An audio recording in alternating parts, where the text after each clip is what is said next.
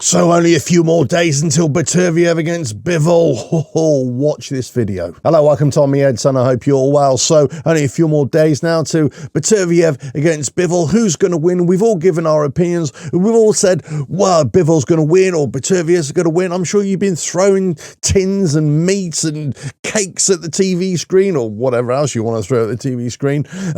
Spitting feathers, how you disagree or maybe how you agree. And getting into the comments section and attacking each other and just so adamant that your man is going to win and the other guy is going to be walking away in tears. Well, let's face it, none of us know. We're all kind of chomping at the bit. The anticipation is in the air. We all can't wait for this fight, and we can all agree. This is something that we can all agree on. This is probably the best fight on the cards for many a year.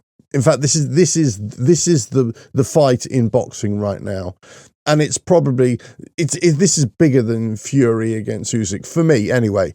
This is two undisputed, never been beaten boxers. One is just a wrecking machine, KO machine, and the other one is just the artist. One is a senior statesman, one would be the apprentice, one would be king, one has been king in terms of their nation, Russia. In terms of boxing, I should say, I was corrected the other day where I called Beterbiev Russian, because you could also say the same about Bivol. You know, his allegiances would be, I can't remember where he's actually from, but you could also say, well, one's Chechen, one is, anyway, that's a separate story. But in terms of boxing, they both fought amateur for Russia as well. So, that's to be said. Anyway, listen. Who's going to win? I don't know. I'm just so excited for this fight. I cannot tell you. However, the undercard is also stacked as well. We were kind of complaining about Shakur Stevenson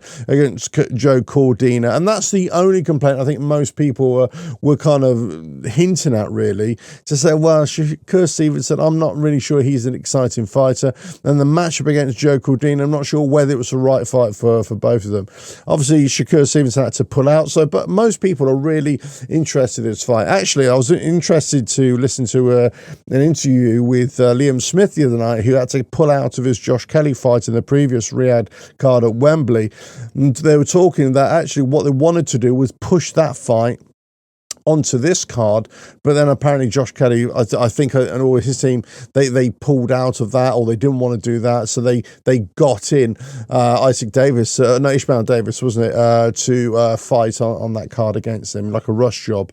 But that would have been an interesting fight, actually. Shakur Stevenson and Cordina out, put in Josh Kelly and Liam Davis there, on the undercard to pump everything up. I thought that would have been a decent fight, actually, to add to this card. But listen, I'm not complaining. I'm not complaining at all. Sky Nicholson on this card as well. Yeah, interesting matchup against Raven Chapman.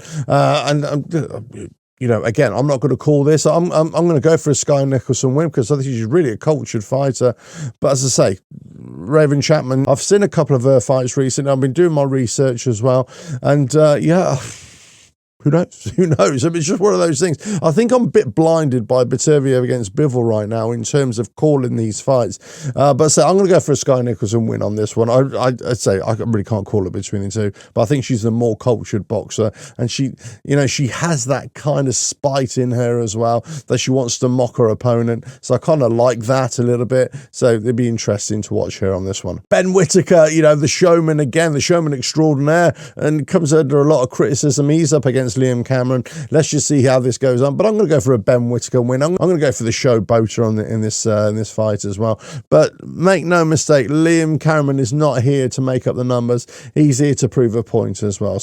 But I'm going to go for a Ben Whittaker win on this one. Let us know your thoughts on that. What do you think of Ben Whittaker as well? Is he good for boxing? Bad for boxing?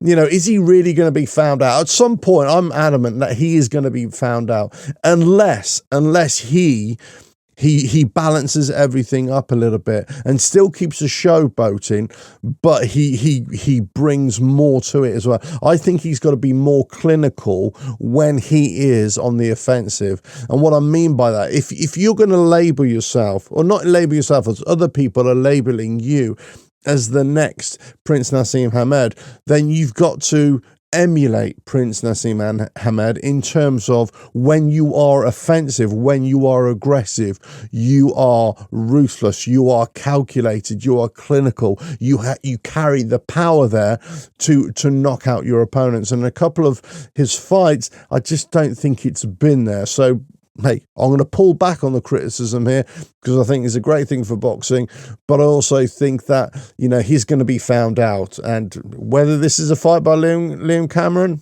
who knows? Who knows? The next fight, Jai Opetaia against Jack Massey. I think this is a real step up for Jack Massey. I'll be very, very surprised if he challenges Opetaia in any way, shape or form. Jai Opetaia, I think he's looking at this as a stepping stone to really unify all the bouts as well and try and get that fight off with Chris Billam-Smith as well in a future card. But as I say, I really can't wait for this fight. And I say, you know, good luck, Jack Massey. You had a great show out in last fight against Isaac Chamberlain as well. This has earned your spot here as well.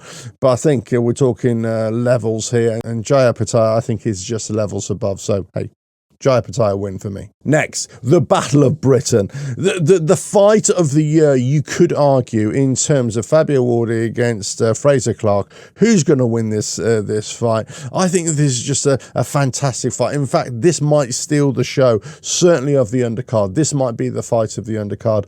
But I've got to say, I'm going with Fabio Wardley on this one. I think he's just going to have too much, and he probably would have learned too much since the last fight. And he made so many mistakes against Fraser Clark as well. So whilst we're not talking world level, we are talking entertainment value packed, giving it to you with two fighters just going to go, you know, head on. I can't really see this being the same kind of fight again. I'd be very surprised if it is the same kind of fight again. This is kind of what we want. We want this banger. We want it, you know, both fighters to leave it all out in the ring, to go out on your shield and all that kind of stuff, you know, that people talk about. But I just can't see it. I just can't see it happening again. And I'm going to go for a Wardley win, a Fabio Wardley win. Let's say I'm going to go for a very, very optimistic 6-round knockout.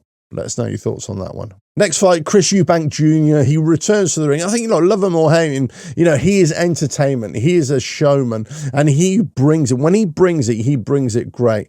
The problem here is against Zamareta. Is he really the opponent that you really want to see Chris Eubank Jr.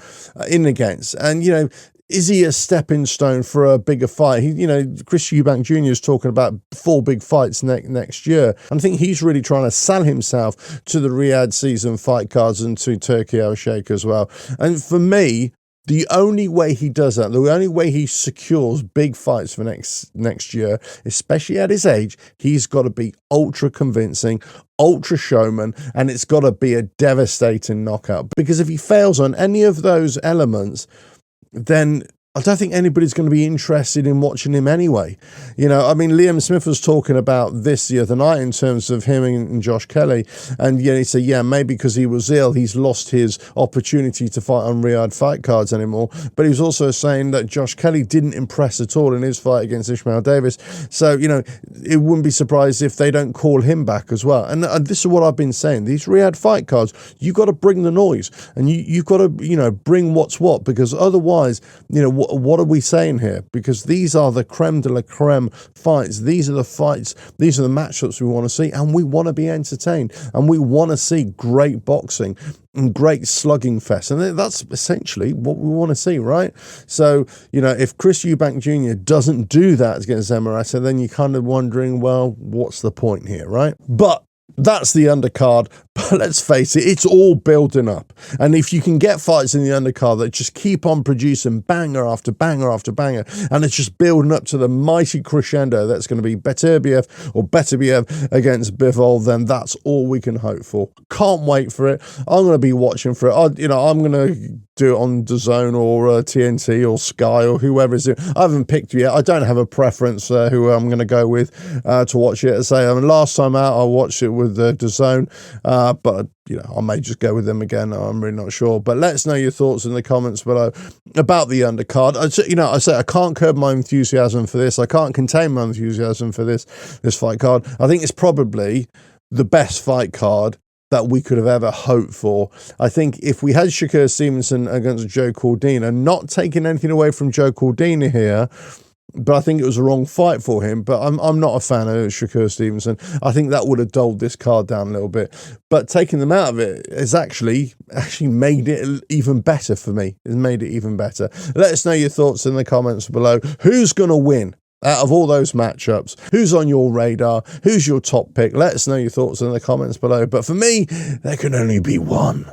And that's going to be Bivol. And I'm going to stick with that. I'm going to stick with Bivol by unanimous decision. Let us know your thoughts. If you like what I do here, well, just keep on watching the videos. And I will catch you again on another video coming very soon. Bye now.